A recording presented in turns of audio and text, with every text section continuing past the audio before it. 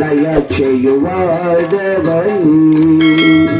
దీన మనసు గల వారికే సమృద్ధిగా కృపను దయచేయువాడవని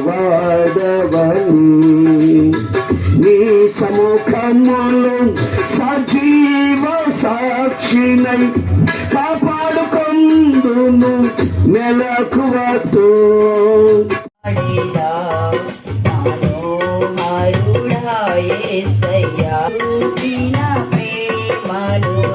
మరువాను ఏ స్థితిలో నైనా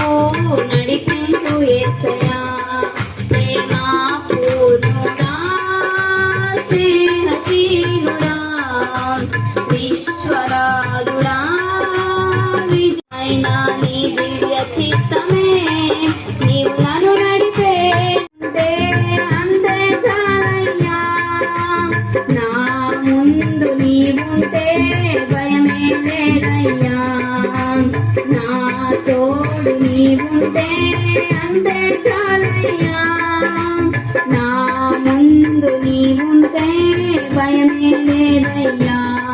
ప్రేమ పూర్ణుడా శరీరం ఉండి ఆత్మ లేకపోతే వారిని పశువు అంటారు. శరీరం ఉంటుంది, ప్రాణం ఉంటుంది, ఆత్మ ఉండదు. మనిషికి మాత్రమే ఆత్మను కలుగు చేశాడు దేవుడు. స్తోత్రం కలుగును గాక. గట్టిగా ప్రైజ్ ది లార్డ్ చెప్తా హల్లెలూయా. మనిషి జీవితంలో ప్రాణం ఉండాలి, శరీరం ఉండాలి, ఆత్మ ఉండాలి. మొదటిగా శరీరం అవసరం. శరీరంలో ఆత్మ ఉంటుంది, శరీరం అంతటిలో ప్రాణం ఉంటుంది. గతంలో చెప్పాను, మళ్ళీ చెప్తున్నాను. మనోళ్ళు పొట్టేళ్ళనే కొయ్యి ఇంకో దాన్ని కొయ్యి తల కోస్తున్నప్పుడు, కోడినే కొయ్యి ఇంకో దాన్ని కోస్తున్నప్పుడు మెడ తప్పిస్తారు. ఎప్పుడైతే ఆ రక్తం భూమి మీద ఒలుగుతుందో ఏమంటాము? ప్రాణం పోయింది అంటాము. ఇప్పుడు మీకు స్పష్టమై ఉండాలి ఒక మాట. అర్థం ఏంటంటే ప్రాణము అంటే రక్తము అని. ఆమె చెప్దామా గట్టిగా? హల్లెలూయా. ప్రాణము అంటే రక్తము. మనిషి జీవితంలో మరొకసారి గమనించండి, ఆహారము వలన ప్రాణము బలపరచబడుతుంది. ఆహారము వలన ప్రాణము బలపరచబడుతుంది.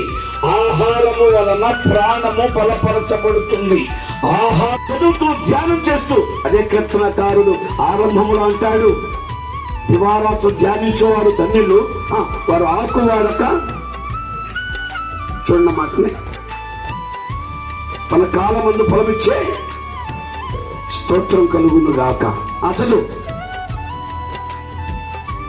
కానీ ఎదిగి పెద్దవారై బలమైన ఆహారం తినగలిగే ఆ వాక్యమనే ఆహారం చేత బ్రతికే మనస్సు లేని ప్రజలుగా ఉన్నారట. ఒకసారి మీరు ఆలోచించండి.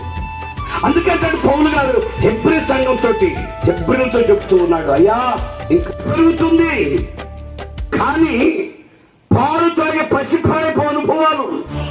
చూడండి, అవ్వ ఆదాము వయసుకైతే పెరిగారు కానీ ఆహారాన్ని బట్టే వాళ్ళు ఆ ఆహారాన్ని పోగొట్టుకున్నట్లుగా మనం చూస్తూ ఉన్నాం. ఆహారం ఆమె చెప్దామా? హల్లెలూయా. సమృద్ధి అయిన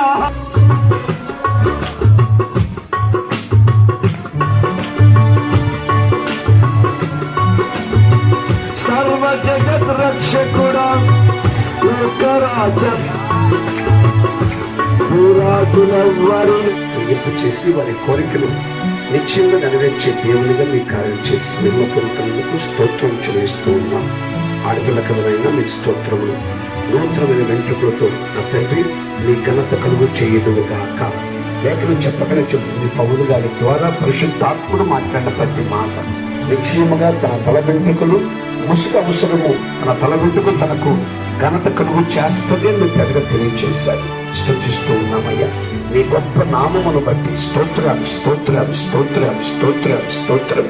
తండ్రి, కుమార, పరిశుద్ధాత్మ నామములో బిడ్డను మీ చేతికి అప్పగిస్తున్నాము. గట్టిగా చెప్పలో ప్రవేశిద్దాం. ఇస్తున్నాము తండ్రి. ఆమె చెప్తామా? చెప్తాం గట్టిగా. హల్లెలూయా, హల్లెలూయా. ఓకే.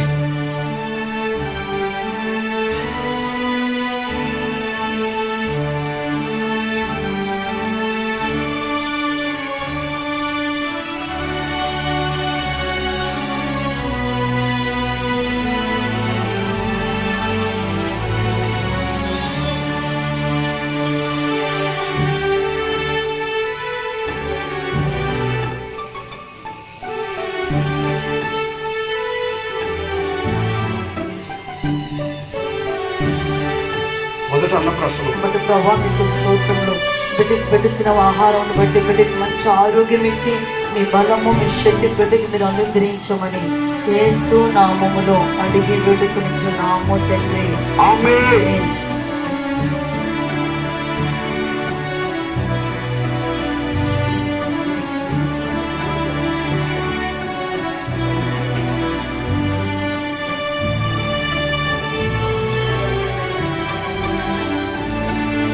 తండ్రి, కుమార, పరిశుద్ధాత్మ నామమున గట్టిగా చెప్పబడండి. అన్నప్రాసనం చేసిన బిడ్డకి తిరు. ఆమె చెప్తామా? గట్టిగా గట్టిగా మీరు చప్పట్లు కాదు. హల్లెలూయా చెప్తా. హల్లే అమ్మో ఇప్పుడే అలవాటు. ఆమేన్. ఓకే.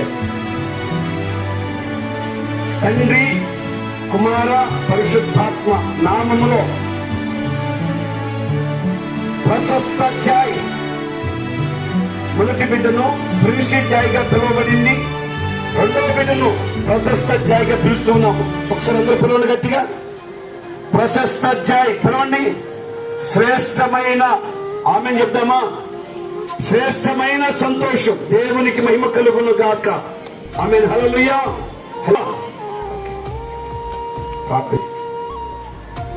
తండ్రి, పరిశుద్ధుడైన దేవుని గొప్ప నామమున స్తోత్రం చూపిస్తూ